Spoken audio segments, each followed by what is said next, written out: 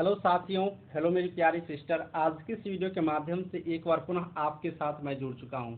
मेरी प्यारी सिस्टर, जितने भी बिहार के एएनएम सिस्टर हो सभी के लिए ये वीडियो बहुत ही ज़्यादा इम्पोर्टेंट होगा। और हम इस वीडियो के माध्यम से कुछ जो यहाँ पर है, जो मेरे बारे में कुछ सोच रहे हैं या फिर कुछ बोलते हैं, चलिए सोचना मेरे लिए, जो आप इतना सोच रहे हैं मेरे बारे में, इतना ये कर रहे हैं, इसीलिए सबको थैंक यू। और आप उन सबको मैं कुछ जवाब भी यहाँ पर देने के लिए आया हूँ। ठीक है, वो लोग खास करके जो इतना सोचते हैं मेरे बारे में, और आप लोग मेरे बारे में इतना सब कुछ कर पा रहे हैं, बस इतना हिंट आपके लिए काफ़ी है। आप समझ गए होंगे मैं क्या कहना चाहता हूँ। ठीक है, अब कौन है कौन नहीं है वो खुद समझ गए होंगे, जिसको मैं बताना चाहता हूँ। ठीक है, ये चीज़ हो गया। दूसरी बात है, उन सब टॉपिक से हट करके मैं हर वक्त हमेशा, इन सब चीज़ों से हट करके मैं हमेशा मेरे बिहार में एएनएम की सिस्टर कैसे आगे बढ़ेगी, मैं इसके लिए हमेशा से काम करते आ रहा हूँ। आज भी मैं आपके साथ हूँ, आपकी जहाँ पर ज़रूरत पड़ती है मैं वहाँ पर आपको हेल्प करता हूँ। ठीक है, ये मेरे चैनल के माध्यम से हेल्प होता है। मैं खुद आकर के तो हेल्प नहीं कर सकता हूँ, इतना तो मेरे पास मतलब समय की थोड़ा सा अभाव है। बट अपने चैनल के माध्यम से जहाँ तक जिनको हेल्प होता है मैं हेल्प कर रहा हूँ। अगर आपको भी यहाँ से मदद मिल पा रही है, और आपको भी लगती है कि नहीं यहाँ से मुझे अच्छा जानकारियाँ, अच्छा एजुकेशन मुझे मिल पा रही है, तो बिल्कुल आप लोग बने रहिए। आपका रिजल्ट जिस तरह से 8,853 में भर भर के पूरा बिहार में रिजल्ट का यहाँ पर भरमार लगाया हूँ, भर भर के यहाँ पर रिजल्ट का भरमार लगाया हूँ, एएनएम सिस्टर भर दिया हूँ। आप लोग जाकर के पता कर लीजिएगा इसके बारे में।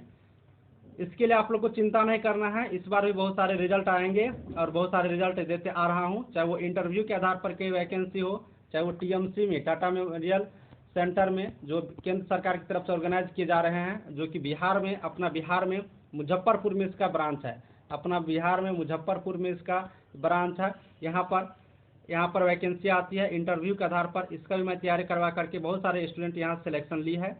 ठीक है, बहुत सारे सिलेक्शन स्टूडेंट, लड़के स्टूडेंट छात्र भी यहाँ पर ले रहे हैं।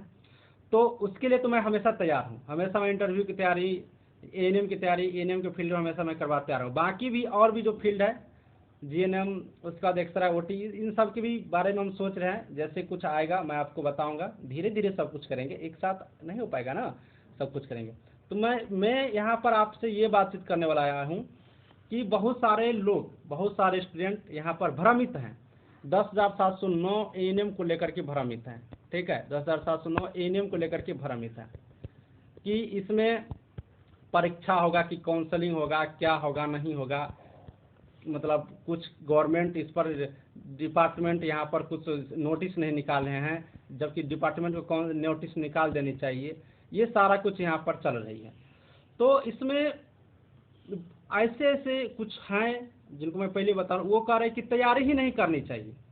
वो कह रहे हैं कि तैयारी नहीं करनी चाहिए, परीक्षा की तैयारी नहीं करनी चाहिए, इनका विरोध कीजिए कि ये परीक्षा की तैयारी ना करावे। मैं किसी का नाम नहीं ले रहा हूँ, बस मैं सुना हूँ किन्हीं के माध्यम से, या मेरे कमेंट बॉक्स में भी आते रहता है कि आप सर तैयारी क्यों करवा रहे हैं, तैयारी नहीं करवानी चाहिए। कमेंट बॉक्स में भी आते रहता है। तो देखिए, मुझे इन सब चीज़ों से कोई बुराई नहीं लगता। आप मेरे बारे में अगर बुरा भी बोलते हैं, ऐसा अच्छा बोलते हैं, उससे कोई दिक्कत नहीं आता है। लेकिन मैं आप सभी को बता देता हूँ, मैं आप सभी से पूछ भी रहा हूँ, आप लोग कमेंट में जवाब दीजिएगा, क्या एजुकेशन खराब है, क्या पढ़ाई खराब है? इस प्रश्न का मुझे जवाब दीजिएगा। क्या पढ़ाई खराब है? पढ़ाई करना क्या गलत चीज़ है? इस चीज़ को मुझे आप लोग एक बार कमेंट करके बताइएगा, क्या पढ़ाई अच्छी है या बुरी है? ठीक है, इस बात का आप जवाब दे दीजिएगा, आप समझ जाएंगे। एक पहली पॉइंट। दूसरी बात दोस्तों, मैं हमेशा से आप लोग को साथ दिया हूँ और आज भी मैं कह रहा हूँ कि ये जो पढ़ाई है ना, ये जो मैं आपको बता रहा हूँ कि बीटीएससी एएनएम की तैयारी करें, बीटीएससी एएनएम की तैयारी करें, तो बीटीएससी एएनएम अब जो नई वैकेंसी आएंगी, मैं कितना बार आपको मैं बोल रहा हूँ, किसी भी चीज़ में मैं ये नहीं कर रहा हूँ, जो नई नौकरी आएगी उसमें तो परीक्षा होगा, ये तय है। जो नई वैकेंसी आएंगी उसमें तो परीक्षा होगा, इसमें तो कोई डाउट नहीं है ना। नई वैकेंसी जब आएंगे बिहार में, और आएंगे ही, अगर वैकेंसी आगे नहीं आएंगे तो एएनएम का कोर्स सरकार क्यों करवा रहे हैं? हर साल पैरामेडिकल का एग्जाम लिए जा रहे हैं, इंट्रांस एग्जाम, उसमें पास करते हैं, 2 साल की ट्रेनिंग गवर्नमेंट दे रही है, इतना रुपया खर्च करके स्टूडेंट के ऊपर। तो इतना क्यों कर रहे हैं? उनको नौकरी दे रहा है ना, कहीं कि उनकी जरूरत है ना बिहार सरकार को।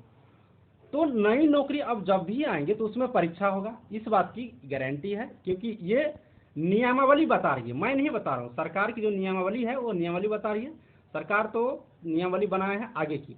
तो उस चीज़ों के लिए, ये नई नौकरी की तैयारी के लिए मैं हमेशा से तैयारी करवा रहा हूँ। जो देखिए, अब वैकेंसी आ जाएंगे उस दिन तो तैयारी नहीं करेंगे। आप सोचने वाली बात है कि आज वैकेंसी आएंगे तो अब तैयारी करेंगे, ये कैसे हो पाएगा? तैयारी तो लोग पहले से करना पड़ता है। तो उसी की मैं तैयारी करवा रहा हूँ नई नौकरी के लिए। तो अगर आपको भी करनी है तो आप आइए। आपको लग रहा है कि चंदन सर के यहाँ से पढ़ने से, कास्ट इन्फॉर्मेशन चैनल के माध्यम से पढ़ने से मुझे लग जाए नौकरी, यहाँ अच्छा एजुकेशन प्रोवाइड हो, तो आप आइए, आपका वेलकम है। आपको मैं तैयारी करवाऊंगा और आपकी रिजल्ट यहाँ पर होंगे, इसकी सुनिश्चितता है, ठीक है। तो आप आइए। बहुत सारे बच्चे कंफ्यूज में हैं कि सर ऐसा, देखिए मैं कभी भी बीटीएससी 10,700 एएनएम के बारे में मैं कभी कुछ नहीं बोलता हूँ। जिस दिन यहाँ पर वैकेंसी आया था तो 2 महीना पहले मैं ही डाला था, मैं ही सबसे पहले बताया था। वैकेंसी का नोटिस भी नहीं आया था, कुछ भी नहीं, और आपको मैंने बताया था कि अगस्त 2022 में फॉर्म भरना शुरू होगा। तो अगस्त 2022 में फॉर्म भरना शुरू हुआ था। उस दिन भी यहाँ पर हम आपको बता दिए थे कि अब देखिए नोटिस आएंगे तो काउंसलिंग होता है, एक परीक्षा, इसके बारे में कुछ नहीं, तो काउंसलिंग का है। तो मैं बोला कि चलो भाई काउंसलिंग होगा, सब कुछ होगा, बढ़िया है, अपना काउंसलिंग हो जाएगा, चलो ठीक है। मैं कभी कहाँ तैयारी करवा रहा था? मैं कभी तैयारी करवा रहा था कि बीटीएससी का एएनएम का तैयारी कर लो? नहीं, क्योंकि मुझे भी पता था कि भैया इसमें परीक्षा नहीं होती है, इसमें काउंसलिंग होती है। चलो गवर्नमेंट काउंसलिंग पे ले रहा था, कोई बात नहीं, कोई बात नहीं, काउंसलिंग ले रहे हैं, चलो कोई अच्छी बात है, मेरे बिहार में बहन को नौकरी हो जाएंगे तो अच्छी बात है। लेकिन गवर्नमेंट यहाँ पर एकाएक नियम चेंज कर दिए, एकाएक नियम चेंज कर दिए, रूल बना दिए, नियमावली बना दिए कि अब जो वैकेंसी, अब जो है अब परीक्षा होगा, अब जो परीक्षा होगा। तो मैं इसीलिए अब तैयारी करवाना शुरू किया हूँ कि बीटीएससी में अब क्या होगा, परीक्षा होगा। लेकिन परीक्षा होगा तो मैं इस वैकेंसी के लिए अभी भी नहीं कर रहा हूँ, इस वैकेंसी का मामला भी फंसा हुआ है। मैं बार बार कह रहा हूँ, इस वैकेंसी का मामला फंसा हुआ है। नई नौकरी के, नई नौकरी, बार बार आपको मैं इस बात को कह रहा हूँ, नई नौकरी जो आएंगे एएनएम की, नई वैकेंसी कोई भी आएंगे उसमें परीक्षा होगा। नई नौकरी कोई भी आएंगे उसमें परीक्षा होगा। मैं 20 बार रिपीट करके हर वीडियो में बोलता। तो उसके लिए मैं अभी से प्रिपेयर रहूंगा ना, अभी से तैयार रहूंगा ना, तो उसके लिए मैं यहाँ पर तैयारी करना शुरू किया हूँ। 10,709 एएनएम की बात क्या है? 10,709 एएनएम की मामला भी फंसा हुआ है। अब किस लिए मामला फंसा हुआ है 10,709 एएनएम की? तो 10,709 एएनएम में सिस्टर अभी नोटिस फाइनल नहीं आया है, अभी नोटिस फाइनल नहीं आया है कि एग्जाम होगा, एग्जाम लिया जाएगा या फिर यहाँ पर काउंसलिंग करवाए जाएंगे। अभी इनका फाइनल नोटिस नहीं आया है, डिपार्टमेंट बीटीएस से भी नोटिस जारी नहीं किया।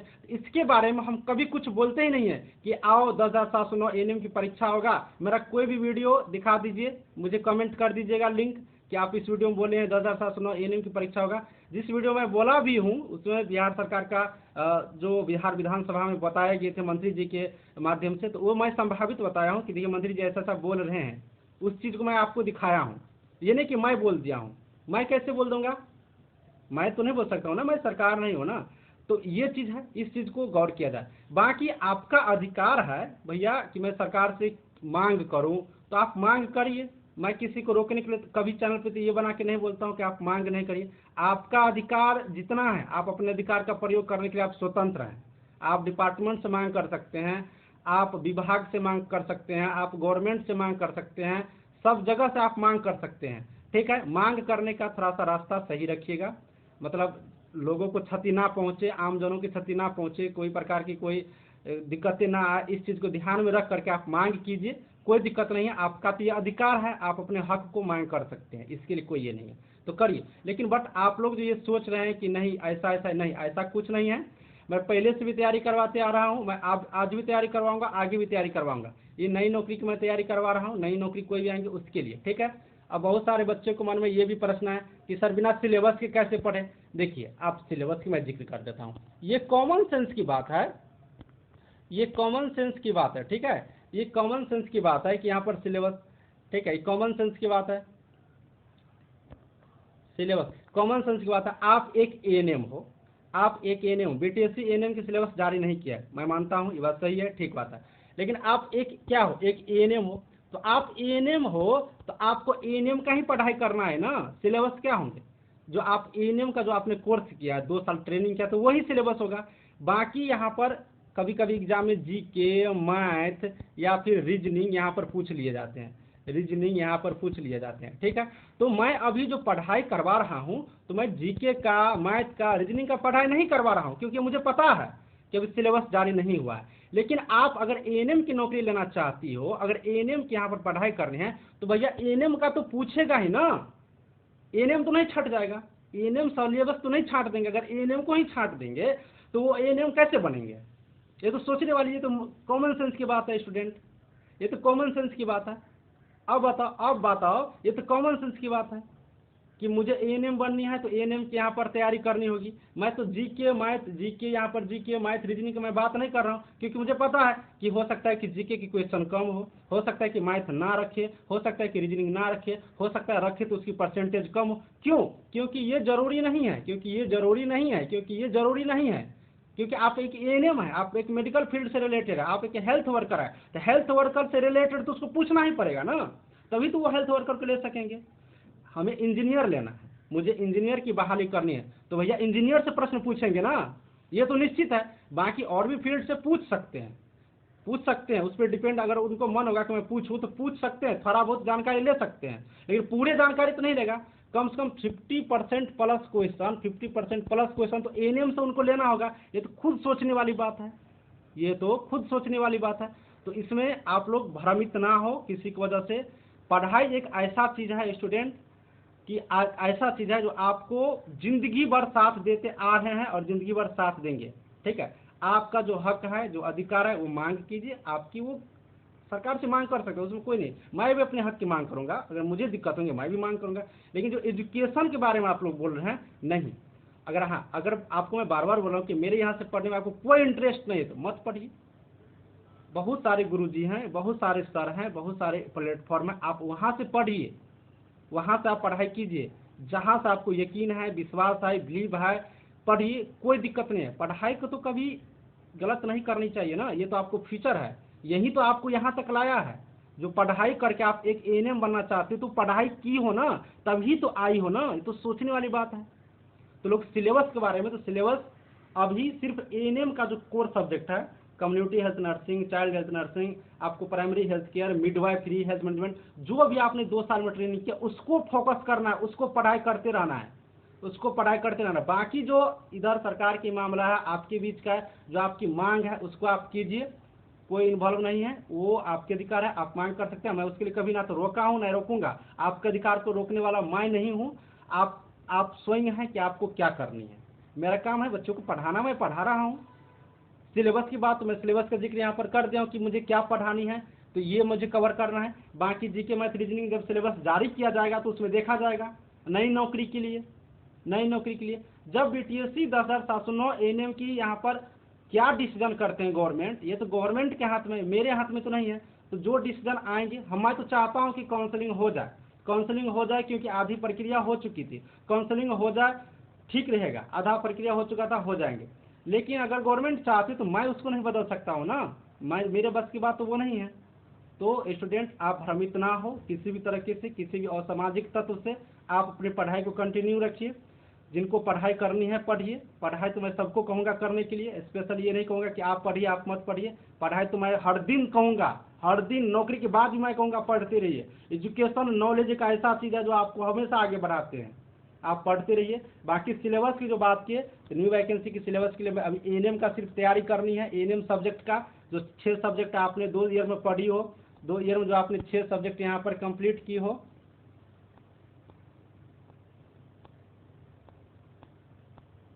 एक मिनट रुक जाओ।